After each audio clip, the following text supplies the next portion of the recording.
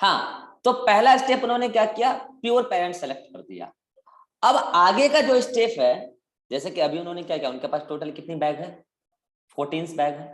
और आप ये भी कह सकते हैं कि 14 कॉन्ट्रास्टिंग बैग है, क्योंकि एक बैग में अगर टॉल के लिए सीड है तो दूसरे बैग में डॉर्फ के लिए, तो ये दोनों बैग आपस में क्या हो गए, कॉन्ट्रास्टिंग ट्रेट को कंटेन करने वाले, कॉन्ट्रास्टिंग ट्रेट को कैरी करने वाले, कैरेक्टर रखने वाले सीड हैं। तो आप बोल सकते हैं कि दोनों बैग कॉन्ट्रास्टिंग है। तो ऐसे उनके पास 7 पेयर्स बैग हैं, ऐसे बोलो, ज्यादा बढ़िया वर्ड क्या होगा कि 7 पेयर्स बैग हैं। तो अब वो क्या कर रहे हैं, एक पेयर बैग्स को निकाल रहे हैं एक कैरेक्टर के स्टडी के पर्पज से, आगे फर्दर को कंटिन्यू करने के लिए। ठीक है, तो अगर वो आगे फर्दर कंटिन्यू करना चाहते हैं, जैसा नहीं कि एट ए टाइम सारे बैग ले आएंगे, नहीं, एक एक बार। अब तो मैं अब क्या कर रहा हूं, एक पर्टिकुलर कैरेक्टर को लेकर आगे बढ़ रहा हूं। ऐसे ही उन्होंने सारे कैरेक्टर 7 कैरेक्टर्स के लिए किया था। आप अंदाजा लगा सकते हैं कि कैसे किया होगा, मैं एक को डिटेल में बता रहा हूं, बाकी आप तो कर ही सकते हैं ना वैसे कि कैसे कैसे उन्होंने किया होगा। ठीक है, सपोज दैट कि हम हाइट के लिए ले रहे हैं। ठीक है, तो मुझे बताओ, हाइट के लिए तो उनके पास 2 बैग है, एक बैग में कैसा सीड है, होमोजाइगस, जल्दी बोलो, एक बैग में कैसा सीड है, होमोजाइगस डोमिनेंट, होमोजाइगस डोमिनेंट वाला, मतलब कि फिनोटाइप क्या रहा होगा, टॉल। और एक बैग में कैसा सीड है, होमोजाइगस रिसेसिव। तो उस बैग में कैसा रहा होगा, उसका फिनोटाइप कैसा रहा होगा, उस प्लांट का, उससे प्लांट आएगा उसका फिनोटाइप कैसा होना चाहिए, डॉर्फ, या फिर वो प्लांट खुद जब रहा होगा तो कैसा रहा होगा, ड्वार्फ रहा होगा। अब मुझे को बात बताना, ये तो प्लांट है, ये तो प्लांट है, ये पी का प्लांट है, पी प्लांट पे सारा काम हो रहा है। ये पी प्लांट कैसा है, यूनिसेक्सुअल या बाइसेक्सुअल, बाइसेक्सुअल, बाइसेक्सुअल। कितना भी सिखा दो, करेंगे गोबर ही, प्लांट, करेंगे फ्लावर उल्टी। बाइसेक्सुअल। तो मैंने पूछा क्या, मैंने क्या पूछा सर, प्लांट, जब भी तो मैं प्लांट के नीचे बाइसेक्सुअल लिख के रखा हूं, तभी तो पता चले कि तुम सीख कितना रहे हो। प्लांट डायोसियस हो, प्लांट डाइसिस है पी प्लांट डाइसिस है, मोनोसियस है, flower bisexual. Naturally P flower is bisexual flower, तो यहाँ बाइसेक्सुअल फ्लावर है। और ये भी फ्लावर बाइसेक्सुअल फ्लावर ही है। तो अब उन्होंने क्या किया, सुना, प्लांट आया कैसे, प्लांट आया कैसे, तो उन्होंने बैग से थैली से सीड निकाला, जिसमें सारे सीड कौन से थे, होमोजाइगस डोमिनेंट वाले। और उन्होंने उस कॉलम में, यही वाला कॉलम याद करो, इसी वाला कॉलम में क्या उन्होंने लगा दिया, प्लांट। तो सारे टॉल प्लांट आ गए, ऐसे ही टॉल प्लांट आ गए, ये रहा टॉल प्लांट, सारे प्लांट ऐसे ही। ऐसे इधर उन्होंने किया इस वाले कॉलम में, तो फिर से डॉर्फ प्लांट आ गए, ऐसे आ गए डॉर्फ प्लांट, मगर फ्लावर दोनों जगह बाइसेक्सुअल है। मगर अगला स्टेप उनका है, अगला स्टेप देखो, आगे तो उनको करना हाइब्रिडाइजेशन है। तो हाइब्रिडाइजेशन का मतलब तो क्या होता है कि मेल और फीमेल को क्रॉस कराएं। लेकिन एक बात बताओ, हाइब्रिडेशन का मतलब होता है कि क्रॉस पॉलिनेशन। क्या naturally P plant cross pollination करता है? नो सर, नहीं ना। नो यानी सर। कि एक प्लांट का मेल गेमेट और दूसरे प्लांट का फीमेल गेमेट अगर लेना है तो आर्टिफिशियली कुछ बुद्धि लगाना पड़ेगा, यस और नो? Yes sir. तो इसी चीज के लिए उन्होंने सेकंड स्टेप में हाइब्रिडेशन के लिए किया इमेस्क्युलेशन एंड बैगिंग टैगिंग टेक्निक। क्या है इसको समझिए। इमेस्कुलेशन के लिए कैची आता है, एनसीईआरटी में फिगर भी दिया, फॉरसेप टाइप का होता है। ठीक है, इस टाइप का होता है, ठीक है, इस टाइप का, ठीक है, फॉरसेप टाइप का होता है। तो उन्होंने क्या, इमेस्कुलेशन समझा रहा हूं, ठीक है। अब क्वेश्चन ये है कि इमेस्कुलेशन कब करते हैं, किस प्लांट में करते हैं, क्यों करते हैं, तीनों बात इंपॉर्टेंट है और तीनों बोर्ड के एग्जाम में भी आता है, नीट में भी आता है। इमेस्कुलेशन कब करते हैं, किस प्लांट में करते हैं और क्यों करते हैं, पर्पस क्या है इमेस्कुलेशन का। तो सुनना, हम क्या चाह रहे हैं कि किसी एक प्लांट को एज अ मेल ट्रीट करें और किसी एक प्लांट को एज अ फीमेल ट्रीट करें। और मेंडल ने डिसाइड कर लिया, स्टार्टिंग में पहले उन्होंने यही डिसाइड किया कि डोमिनेंट वाले को मेल डिसाइड कर लेते हैं। हालांकि ये फ्लावर मेल फ्लावर नहीं है, याद रहे। वो चाहते हैं कि इस फ्लावर को हम मेल फ्लावर बना लें, यूनिसेक्सुअल फ्लावर बना लें। तो कैसे बनेगा भैया? तो सुनो, क्या करो, कुछ मत करो, इस फ्लावर में कोई छेड़छाड़ मत करो। जब इससे पॉलेन बने तो केवल पॉलेन उससे निकाल लेना। तो क्या ये फ्लावर मेल फ्लावर की तरह एक्ट कर सकता है या नहीं कर सकता है? आपने फीमेल गेमेट उसका काम में नहीं लिया, तो एक्ट तो कर सकता है ना।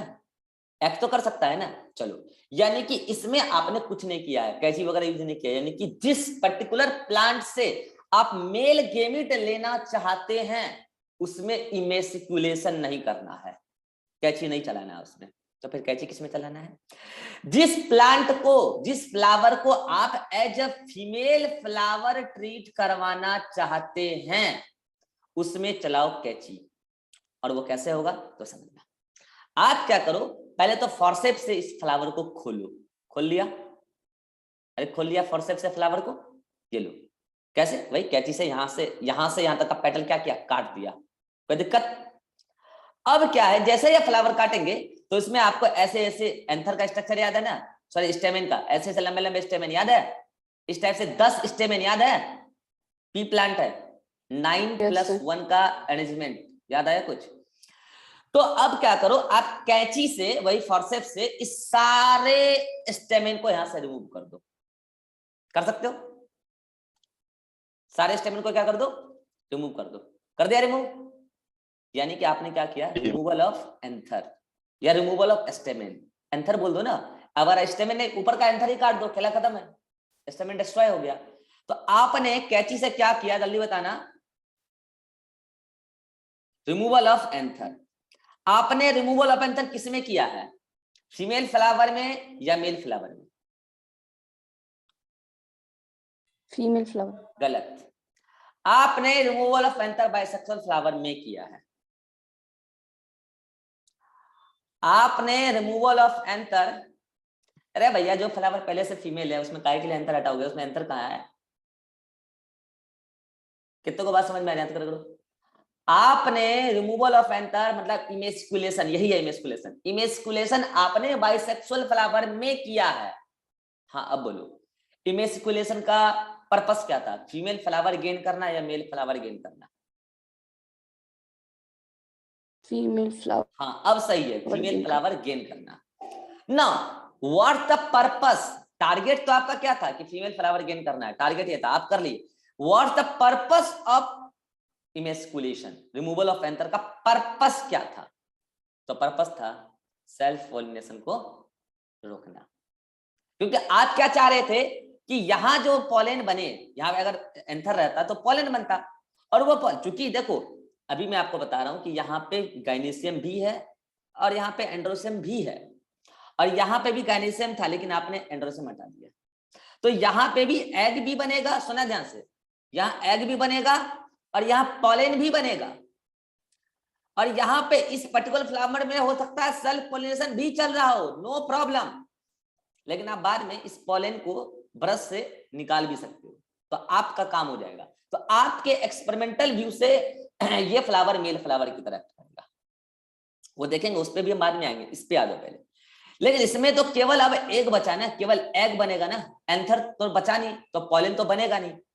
अगर पॉलन होता तो इस फ्लावर में सेल्फ पॉलिनेशन होता और प्लांट होता सेल्फ पॉलिनेटेड प्लांट। लेकिन चूंकि आपने इमेस्कुलेशन कर दिया, अब इसका फ्लावर फीमेल फ्लावर बन चुका है, आपने एकदम होशियारी से किया इमेस्कुलेशन, और अब ये फ्लावर फीमेल फ्लावर, और ये आसान है क्योंकि एंथर ऊपर की तरफ होता है और इस गाइनेशियम नीचे की तरफ होता है, तो आप एंथर आराम से काट के हटा सकते हैं, और पेटल का काटने से कोई प्रॉब्लम नहीं होता है।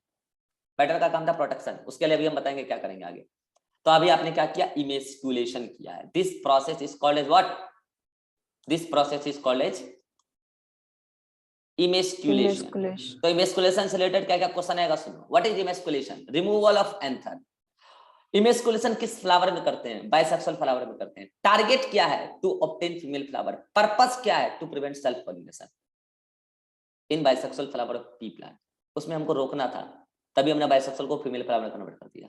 नाउ अब आप क्या कर रहे हैं, आफ्टर इमेस्कुलेशन इसी वाले फ्लावर में ऊपर से पेपर की बैग आती है। पहले तो खुद से बनाना पड़ता था, अब तो अगर आपको ये सब एक्सपेरिमेंट करना है तो एक्सपेरिमेंटल वाले दुकान में जाओ जहाँ एक्सपेरिमेंट का सब कुछ बिकता है, वहां आपको बैग मिल जाएगा। अब बोल देना मुझे कि बैगिंग बैग दो, बैगिंग बैग, तो आपको बैग दे देगा जो इस पूरी फ्लावर को ढक देगा, ऐसे करके तो कर देगा बैग।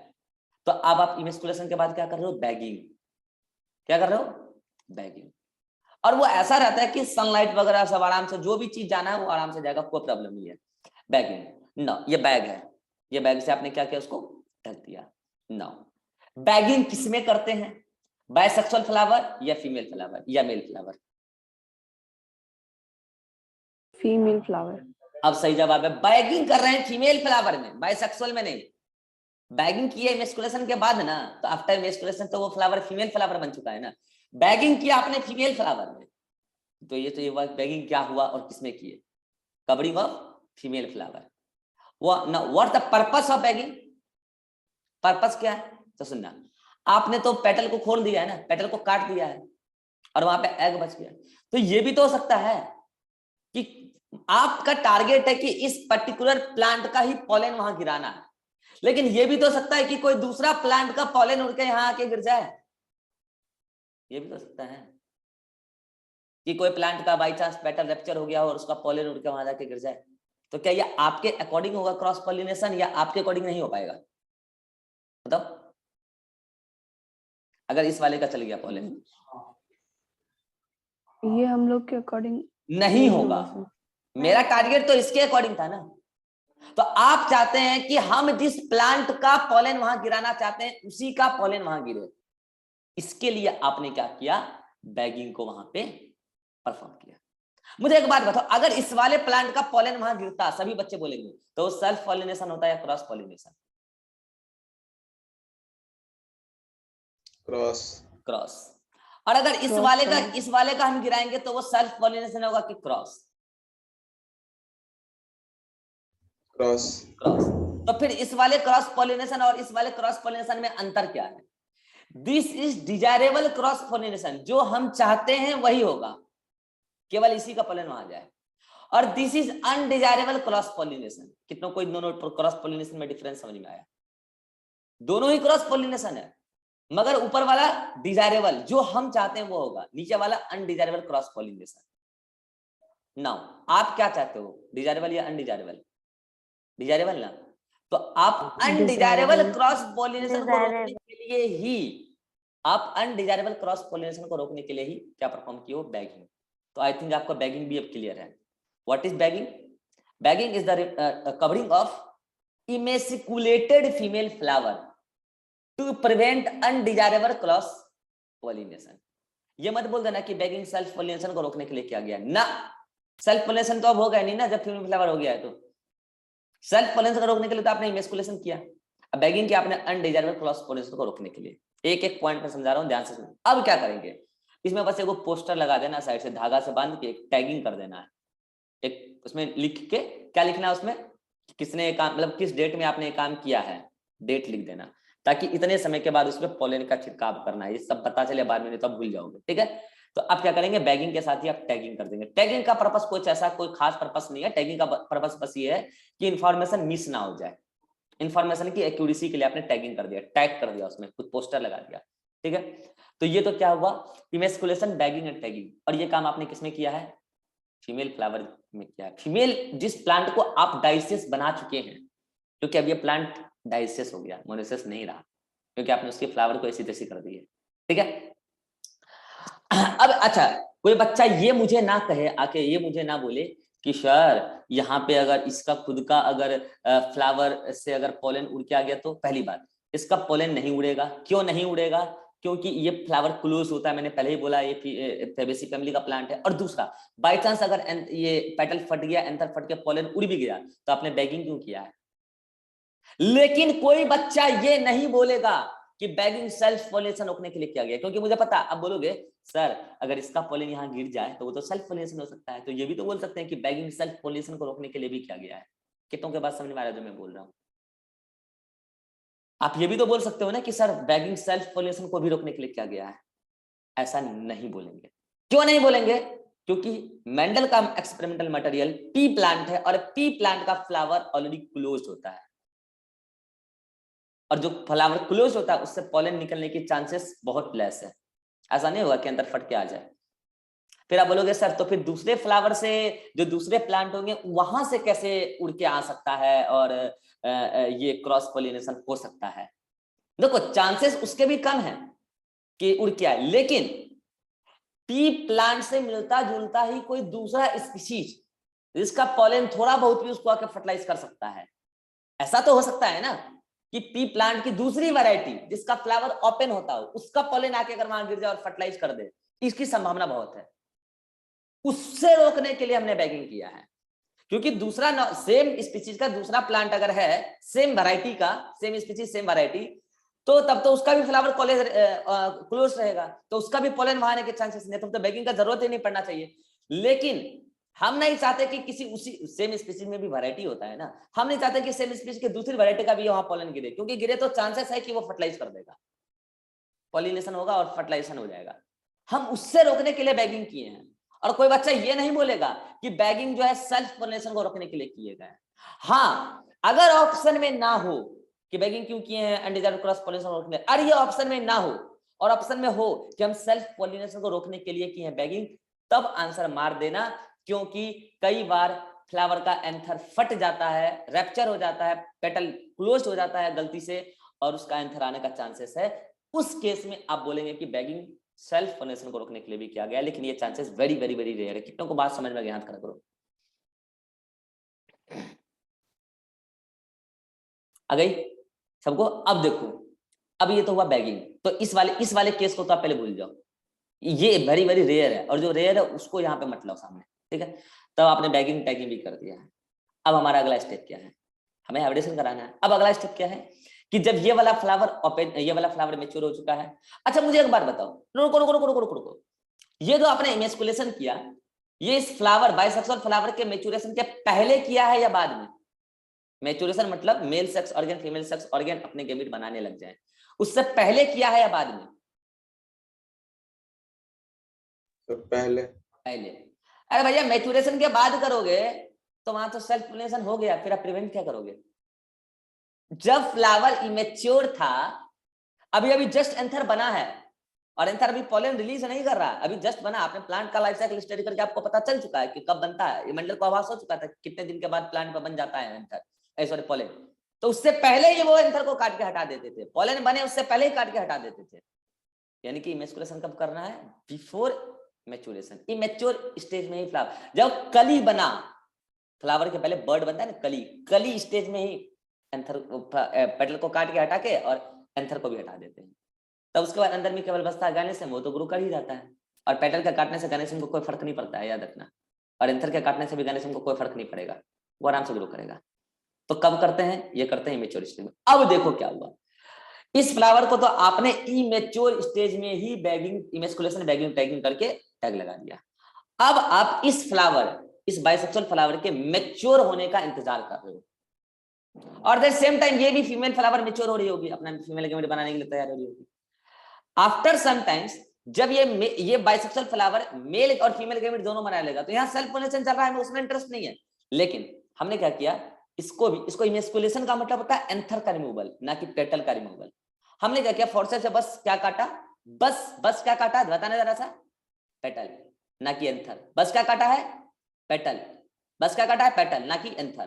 तो एंथर तो है, और एंथर से ये लो, एंथर दिखा दूं मैं, ये एंथर, ये एंथर, ये एंथर, ये एंथर, और एंथर से क्या बन रहा है? पॉलन। एंथर से क्या बन रहा है? पॉलन।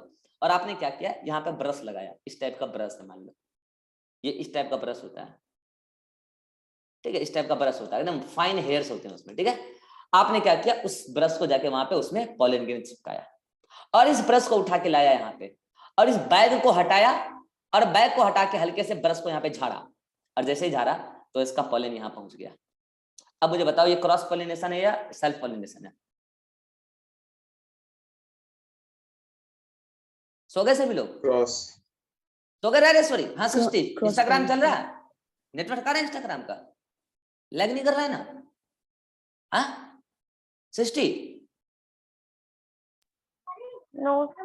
चल रहा है इंस्टाग्राम, फेसबुक? हाँ राजेश्वरी, नींद आ गया? आ गया नींद? No sir. हाँ आ गया, सो जाओ।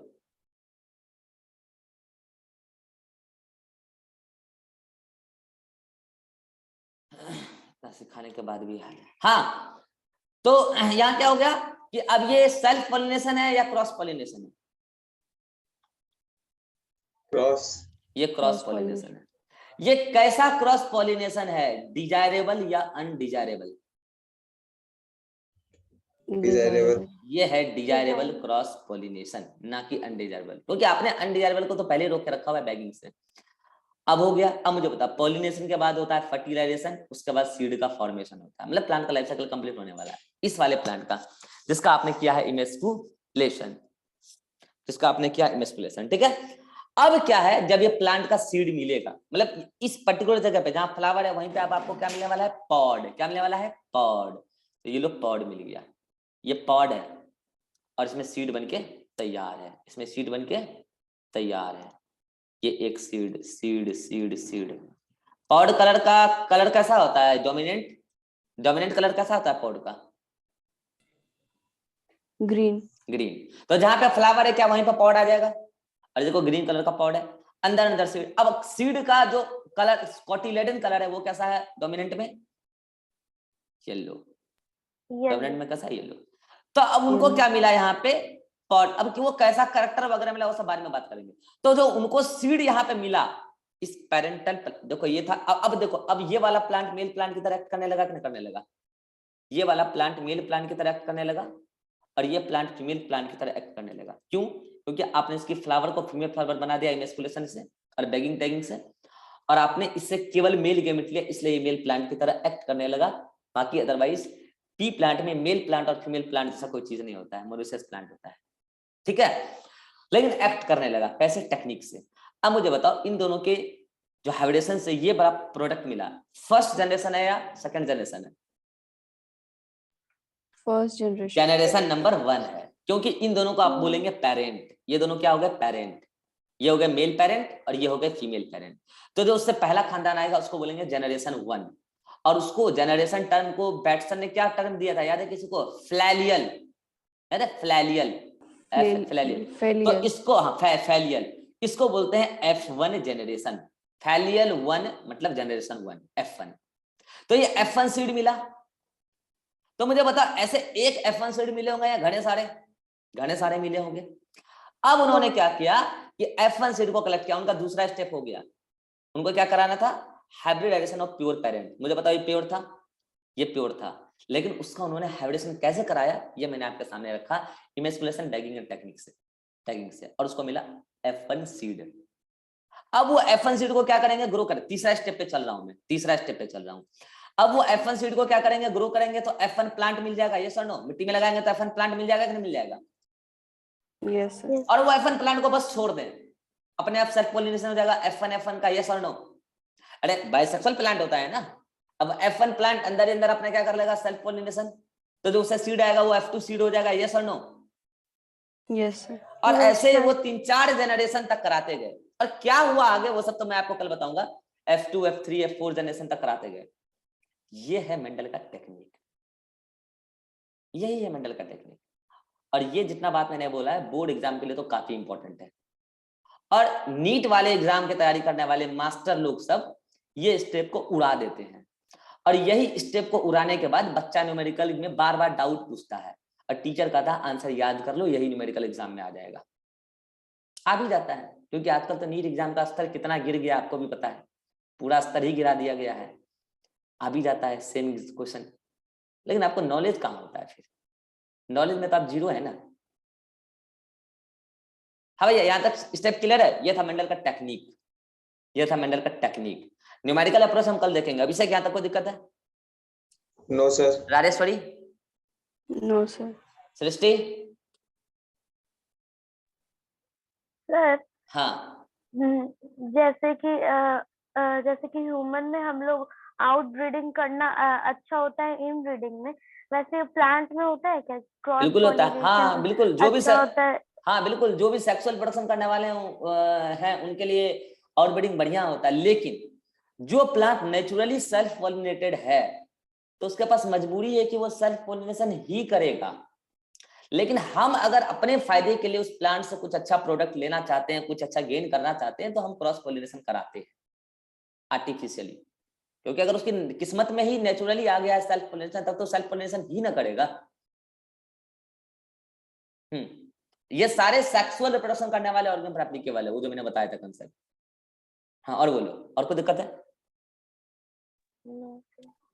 तो यहाँ स्क्रीनशॉट ले लो, तो यहां तक मैंने आपको अभी बस मेंडल का टेक्निक बताया है, और कल हम चलेंगे कि मेंडल का क्रॉस हम न्यूमेरिकल अप्रोच से कैसे लिखें, और कुछ न्यूमेरिकल्स भी करेंगे, और कल हम इस मेंडल के जो एक्सपेरिमेंट हैं इनकी कंक्लूजन्स को समझेंगे, और इनकी कंक्लूजन को कार्ल कॉरेंस ने लॉ कैसे बना दिया ये भी हम समझेंगे, और कुछ न्यूमेरिकल अप्रोच भी देखेंगे। और अब स्टार्ट हो जाएगा हमारा जेनेटिक्स का न्यूमेरिकल अप्रोच, और अब चैप्टर आ चुका है फ्लो में। ठीक है, इतने दिन बेसिक वगैरह बताने के बाद अब आ चुका है चैप्टर फ्लो में। स्क्रीनशॉट ले लो। हाँ राजेश, सॉरी ये सब पहले किए थे, ये सब इमेस्कुलेशन ये सब ये एंथर मेंथर हटाए बताए थे पहले कभी? यस सर, पढ़े थे। हाँ पढ़े थे ना। तो अब आपको ये पता चलेगा कि इसके पढ़ने का न्यूमेरिकल में क्या अप्रोच है। और ये एनसीईआरटी में इतनी समय लिखा हुआ है, इतनी समय बस। हाँ विवेक कह रहा हूँ, अभिषेक ये जितना बात बताया ना डायग्राम बना के मैंने, स्क्रीनशॉट ले लो, नोट्स में नहीं है डायग्राम वगैरह। बोर्ड में जब आएगा ना थ्योरी लिखने के बजाय ऐसे ऐसे जैसे मैंने बताया है, डायग्राम इधर इधर का बॉलिन उड़ा के उधर, फिर उसका वो डायग्राम बनाओगे तो नंबर ज्यादा मिलेगा। ठीक है, थ्योरी तो कुछ भी लिख सकते हो, थ्योरी तो लिखने का सब कोई लिखता है। चलिए तो अब आप ले लो, फोटो ले लो इसका। अब आ जाओ कि हम नेक्स्ट क्लास में क्या अच्छा ये देखो, ये सारी बातें मैं बोलूंगा नहीं, मैं ऑलरेडी बता चुका हूँ, यहाँ पे लिखा हुआ है, आप पढ़ लेना, वही लिखा हुआ है जो मैंने अभी बताया है। ठीक है, ये सब आप पढ़ लेना। ठीक है, एकदम पूरा डिटेल में मैंने यहाँ लिख दिया है। ठीक है, ये देखो F3 है ना, F3 से सीड लाया, F3 प्लांट। तो अब नेक्स्ट क्लास में हम चलेंगे क्रॉस पर, और नेक्स्ट क्लास में न्यूमेरिकल हो जाएगा स्टार्ट। ठीक है, तो आज का होमवर्क आपका बता रहा हूँ, होमवर्क आज भी बिखरा हुआ है।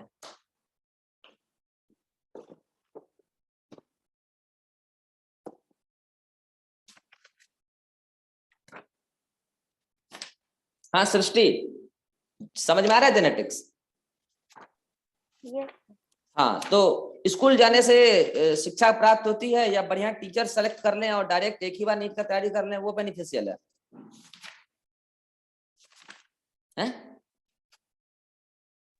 स्कूल जाने से शिक्षा मिलता है? नहीं, स्कूल जाना जरूरी है, जाइए स्कूल जाइए, वो सब आपको बाद में समझ में आएगा स्कूल ज्यादा जरूरी था या नहीं था। ये तो स्कूली शिक्षा है ना, भारत को खोखला कर रहा है, क्योंकि स्कूल तो वैसे रहे नहीं जैसे पहले हुआ करते थे। सब बाद में समझ में आता है, गार्जियन को भी बाद में समझ में आता है, अभी नहीं समझ में आएगा, सब बाद में समझ में आएगा, चिंता नहीं कीजिए आप, बाद में समझ में आ जाएगा आपको कि डिफरेंस कैसे क्रिएट हुआ, कहाँ से डिफरेंस क्रिएट हो गया, अभी नहीं समझ में आएगा आपको।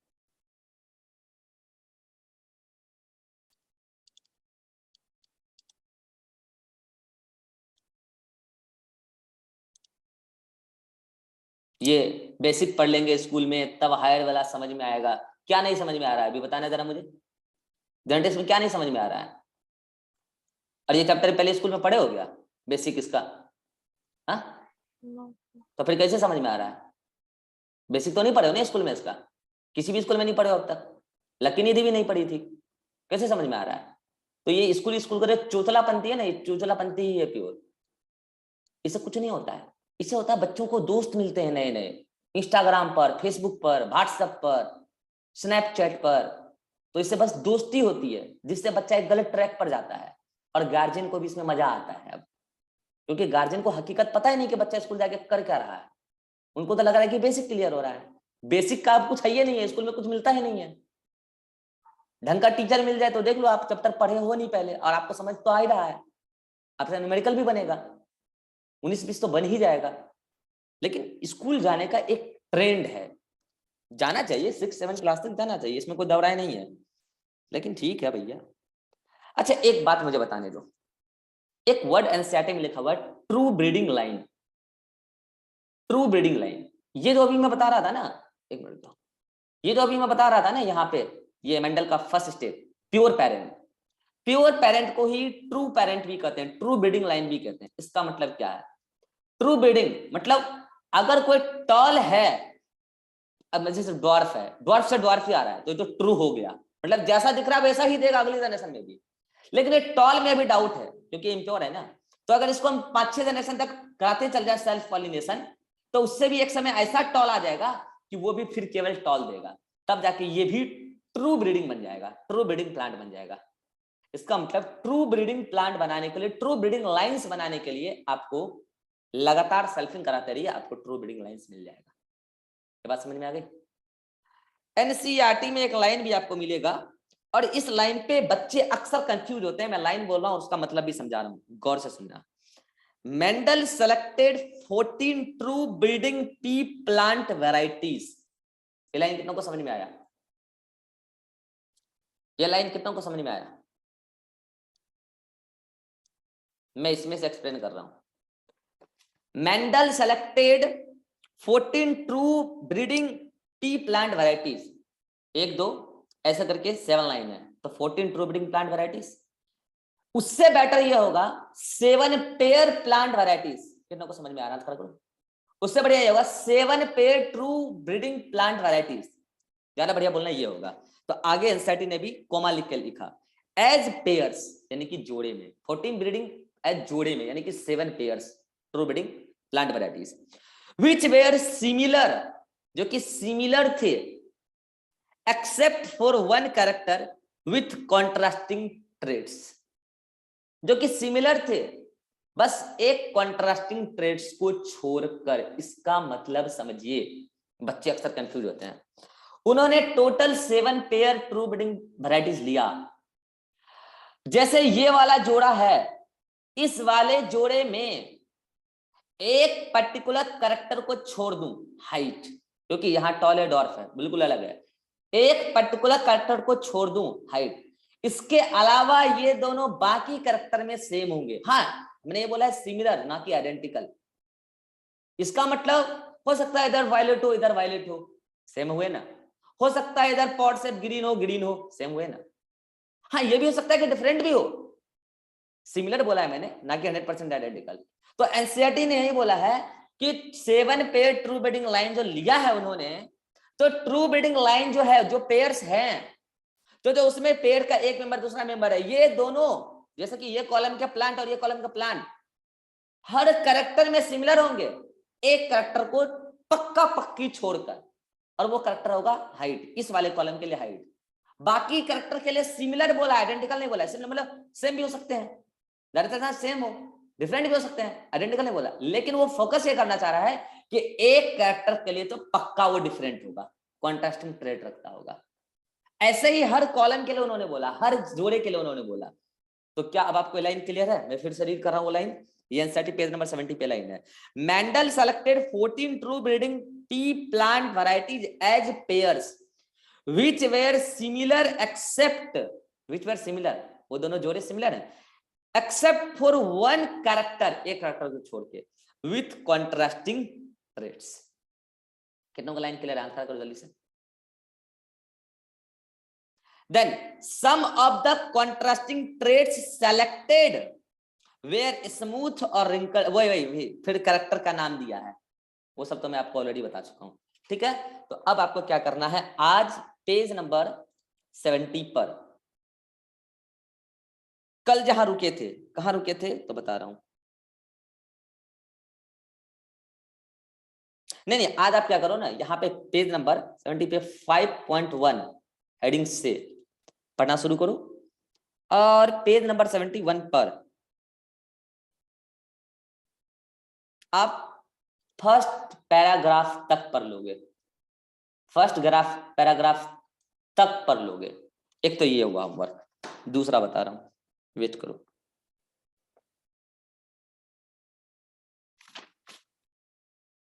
फिर कल एनसीईआरटी में बहुत सारा चीज एक साथ आ जाएगा।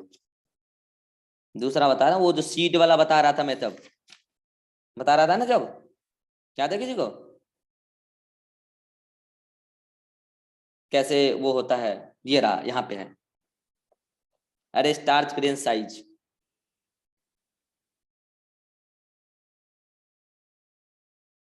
हाँ ये रहा पेज नंबर